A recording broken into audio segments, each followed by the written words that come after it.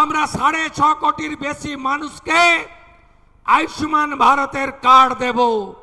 যারা আয়ুষ্মান ভারতের কার্ড পাবেন না তাদের জন্য মুখ্যমন্ত্রী স্বাস্থ্য বীমা যোজনায় 5 লক্ষ টাকার চিকিৎসা ফ্রি দেব এবং সেই চিকিৎসার কার্ড আগের সরকারের মতো শুধু বাংলায় নয় গোটা ভারতে যাতে সেই 5 লক্ষ টাকার বেনিফিট পান সেই ব্যবস্থাও আপনাদের সরকার করবে। সমবেত রাষ্ট্রবাদী দেশপ্রেমিক রেজিনগর বিধানসভা সহ মুর্শিদাবাদ জেলার জনতা জনার্দন ভদ্রমণ্ডলী, যাদের আশীর্বাদে নরেন্দ্র মোদীজির নেতৃত্বে পশ্চিমবঙ্গে একটি রাষ্ট্রবাদী ডবল ইঞ্জিন সরকার তৈরি হয়েছে, তাদেরকে আমি কোটি কোটি প্রণাম নিবেদন করি। 22টা বিধানসভার লোককে ডাকা হয়নি।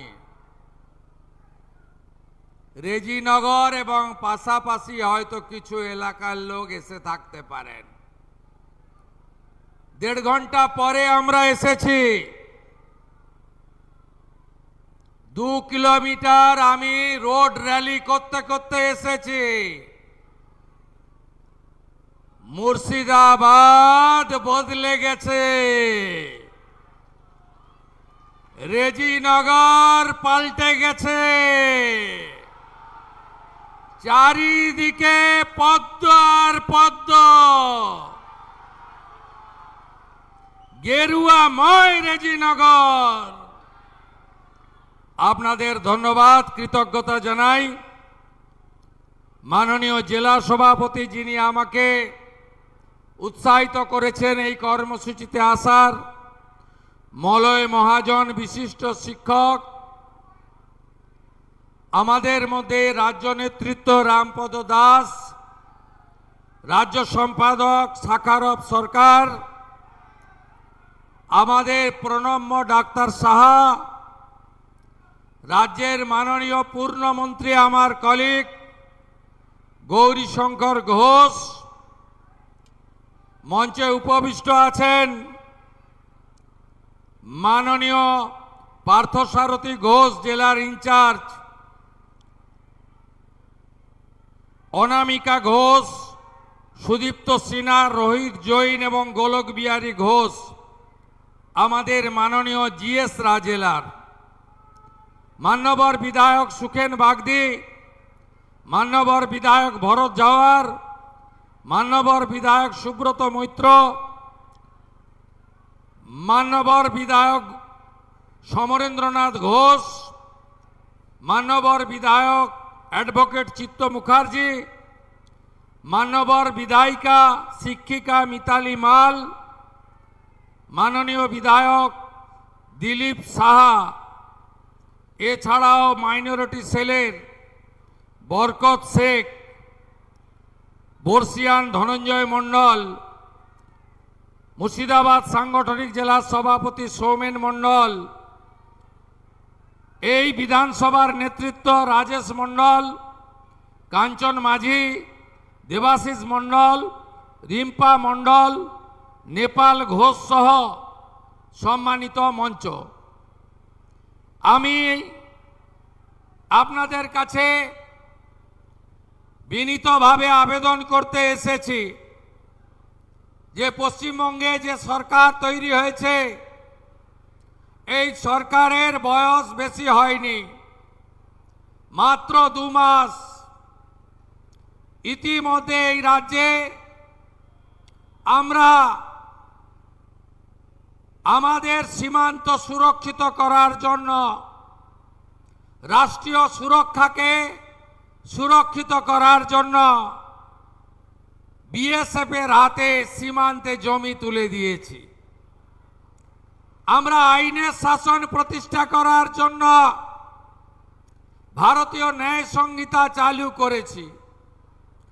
আমরা জাতীয় কর্তব্য পালনের জন্য সেন্সাস জনগণনার কাজ শুরু করেছি। আমাদের বাজেটে আপনারা দেখবেন আমাদের দিদি মা বোনেদের অন্নপূর্ণা যোজনা আমরা ইতিমধ্যে 1,20,00,000 মা বোন দিদির অ্যাকাউন্টে দিয়েছি। এই প্রক্রিয়া 30/8/2026 অবধি চলবে। ভেরিফিকেশন হবে, প্রত্যেকটি যোগ্য প্রাপক পাবে, অযোগ্যরা বাতিল হবে। একজনও প্রকৃত দিদি বোন অন্নপূর্ণা যোজনা থেকে বঞ্চিত হবেন না। আপনারা শুনলে খুশি হবেন, এই জেলাতে 15 লক্ষ দিদি এবং বোন আবেদন করেছিল। আমরা বর্ণ ধর্ম দলমত নির্বিশেষে 12 লক্ষ মহিলার অ্যাকাউন্টে 3,000 করে টাকা 1 জুলাই দিয়েছি।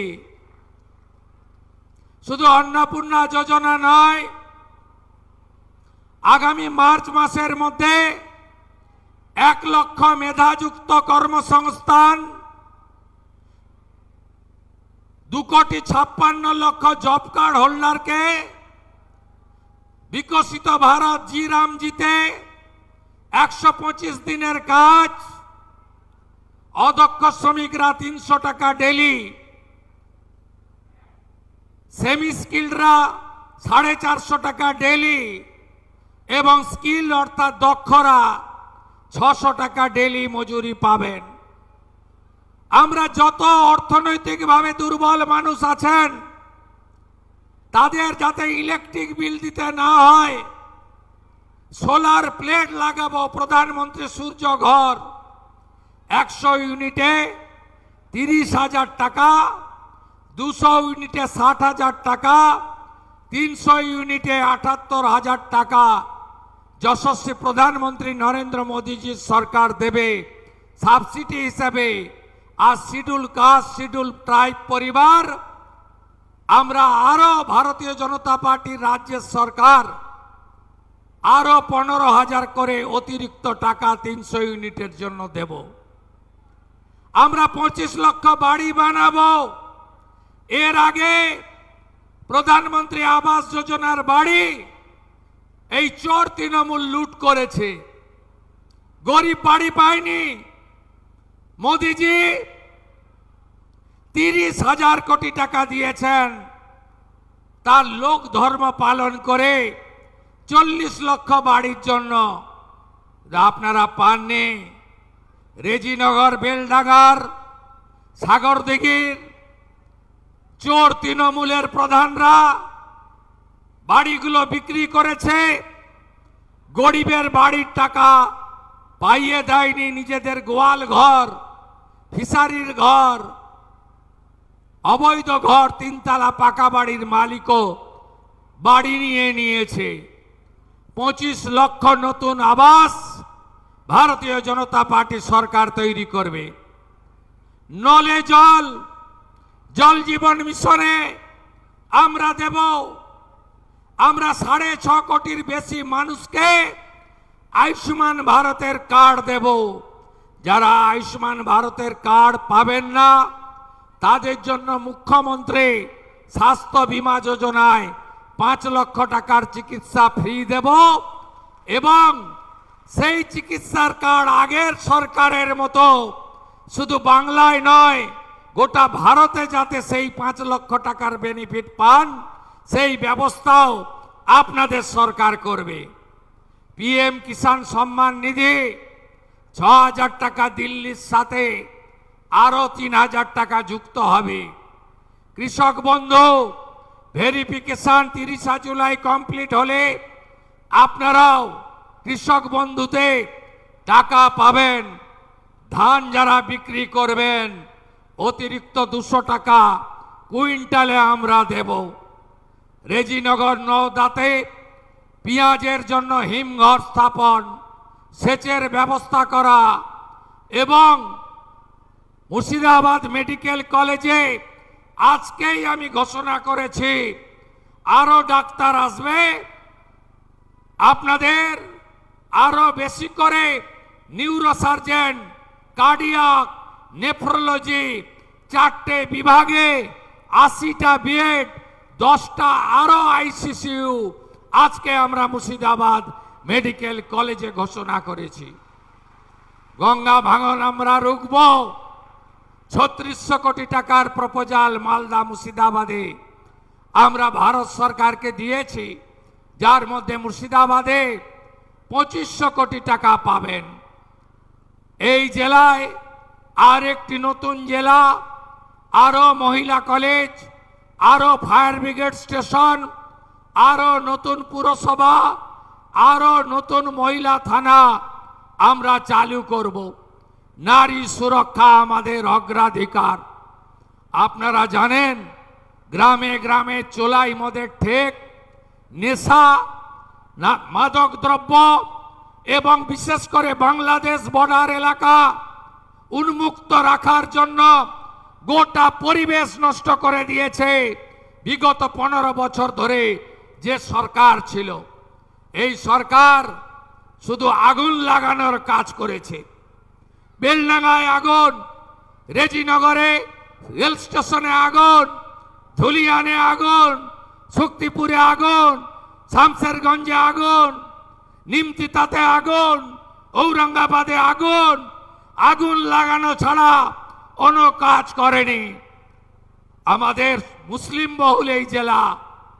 আমি তৃণমূলের হয়ে যারা ভোট করেন তাদের কাছে জানতে চাই, 19 সালে প্রাক্তন মুখ্যমন্ত্রী মমতা ব্যানার্জি আর তার প্রাক্তন মন্ত্রী সিদ্দিকুল্লাহ চৌধুরী আগুন লাগিয়েছিল কেন?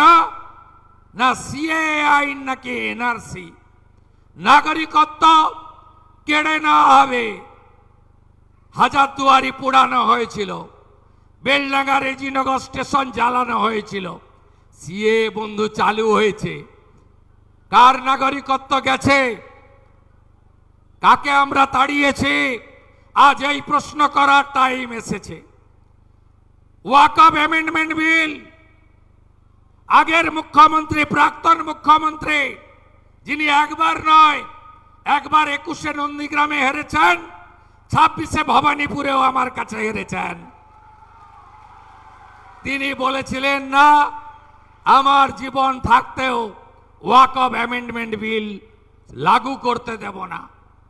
তিনি লাগু করে দিয়ে গেছেন। উম্মিদ পোর্টাল, অনেকে পোর্টাল আপলোড করতে পারেননি। আপনাদের ওয়াকফ প্রপার্টি অনেক জায়গায় মমতা ব্যানার্জির জন্য আজকে খাস হয়ে গেছে। আগুন লাগিয়েছিলেন সেদিনও আগুন লাগিয়েছিলেন।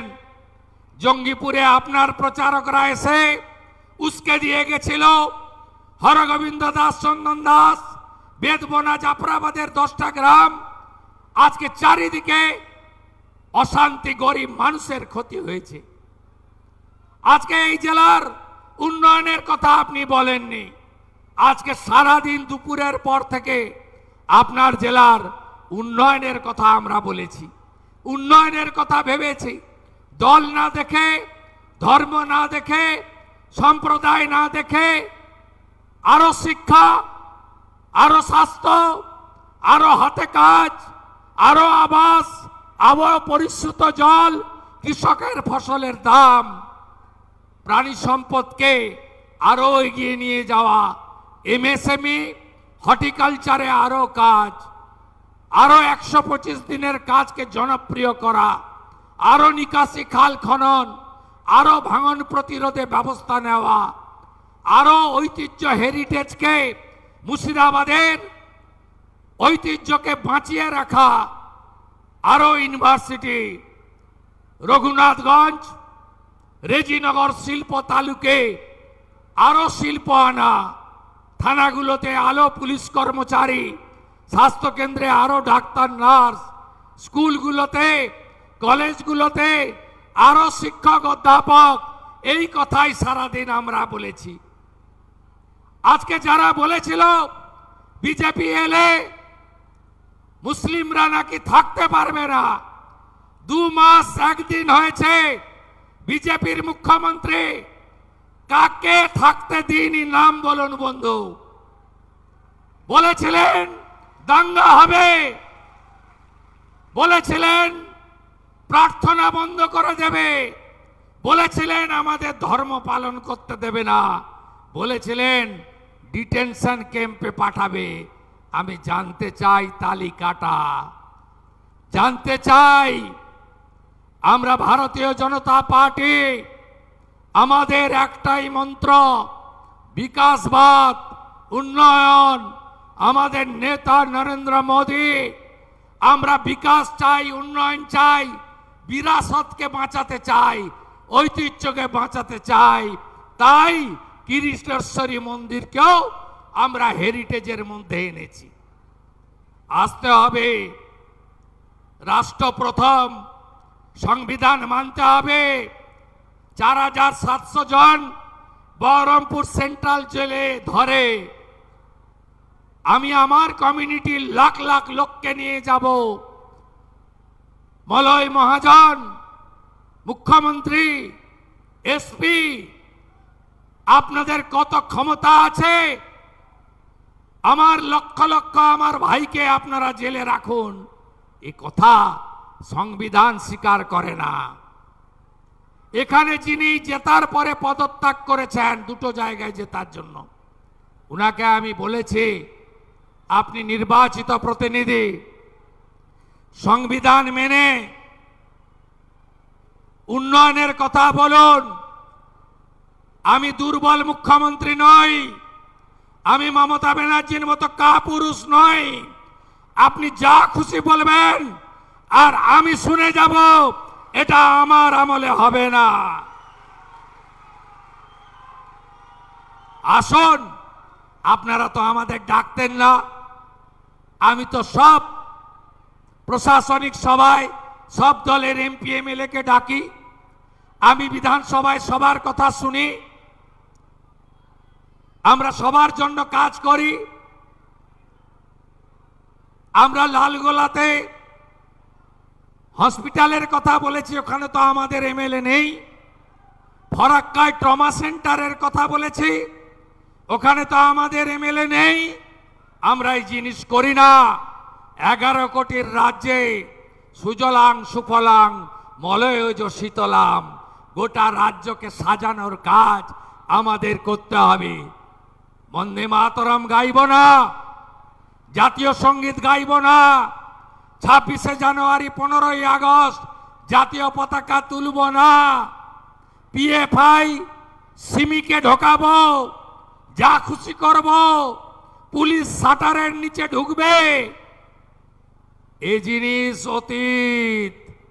সংবিধান মেনে, দেশকে মেনে, রাষ্ট্রবাদকে মেনে আপনিও নাগরিক, আপনার অধিকার আপনি আমার কাছ থেকে, আমাদের কাছ থেকে বুঝে নেবেন, এটাই হওয়া উচিত।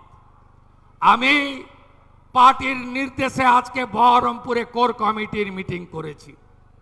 আমি অবিভক্ত, আমি সম্পূর্ণ মুর্শিদাবাদ জেলা দুটো পুলিশ জেলাকে নিয়ে মিটিং করেছি। সব বিডিও, এসডিও, এডিএম, ডিএম কে নিয়ে উন্নয়নের তালিকা তৈরি করেছি। অগ্রাধিকার দিতে বলেছি রাস্তাঘাট তৈরি। রেজিনগরের শক্তিপুর বহরমপুর রাস্তা খারাপ, ভাকুড়ি থেকে করিমপুর মোড় রাস্তা খারাপ, রাস্তাগুলোকে সারাতে হবে। আমি আপনাদের কাছে পরিশেষে চাইতে এসেছি, ফলতাতে উপনির্বাচন হয়েছিল, রিনির্বাচন, পুনর্নির্বাচন। আমি ফলতায় গেছিলাম, বলেছিলাম বিজেপি প্রার্থীকে জেতান, স্পেশাল প্যাকেজ পাবেন। ফলতা কি কি পেয়েছে জানেন? স্পেশাল অর্থনৈতিক অঞ্চল হয়েছে, মহিলা কলেজ পেয়েছে, 100 বেডের হসপিটাল আপগ্রেডেশন হবে, ফলতাতে ফায়ার ব্রিগেড স্টেশন করা হয়েছে, ফলতাতে বিশেষ উন্নয়ন প্যাকেজ দেওয়া হচ্ছে। রেজিনগরেও আগামী 2-2.5 মাসের মধ্যে উপনির্বাচন। ভারতীয় জনতা পার্টির 207টা এমএলএ আছে, আমিও দুটোতে জিতেছিলাম। ভবানীপুরে দ্বিতীয়বার মমতা ব্যানার্জি আমার কাছে হেরেছে, আমার এলাকায় এসে আমাকে হারাতে গেছিল। ওখানকার লোক উনাকে হারিয়ে টাটা বাই বাই করেছে। আমি এবারে উনার এলাকায় উনাকে হারাতে এসেছিলাম, উনাকে হারিয়েছি। নন্দীগ্রামে উপনির্বাচন হবে, ওটা তো আমার উপর ছেড়ে দিন। ওখানে কত ভোটে জিতবো আমি জানি, সীমা নেই, অনেক বড় ভোটে জিতবো। রেজিনগরটা দেবেন তো? দেবেন? দেবেন? একটা নয়, দুটো ব্রিজ দেব, পরিযায়ী শ্রমিকদের বাড়ি ফেরাবো, যত আবাস লাগে দেব, যা চাইবেন দেব, দুহাত ভরে দেব।